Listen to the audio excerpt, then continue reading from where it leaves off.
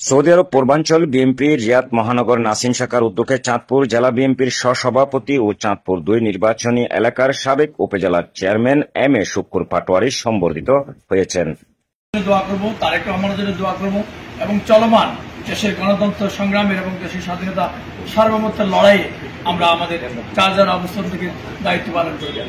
আজকে মিথ্যা একটি মামলা, একটি সাজানো মামলায়, একটি ক্যাঙ্গারু কোর্টের মামলায় ওনাকে সাজা দিয়ে আজকে ওনাকে নাসিম শাখা বিএনপির সভাপতি মাসুদ রানা মাইনুর সভাপতিত্বে সাধারণ সম্পাদক জিয়াউল হক মিয়াজির পরিচালনায় সম্বর্ধনা ও মতবিনিময় অনুষ্ঠানে বিশেষ অতিথি ছিলেন সৌদি আরব পূর্বাঞ্চল বিএনপির প্রতিষ্ঠাতা সাধারণ সম্পাদক ফারুক আহমেদ চান।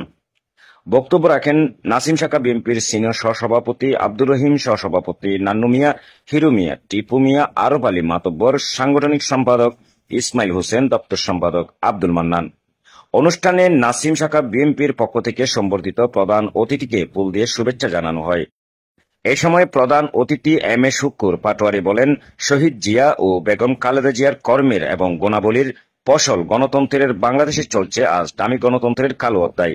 তিনি বলেন, অন্ধকার থেকে দেশকে আলোয় আলোকিত করতে বিএনপির ভারপ্রাপ্ত চেয়ারম্যান তারেক রহমানের সঠিক ও সাহসী নেতৃত্বকে সবাইকে ঐক্যবদ্ধ হওয়ার আহ্বান জানান। তিনি সবাইকে বেগম খালেদা জিয়ার জন্য দোয়া করার আহ্বান জানান।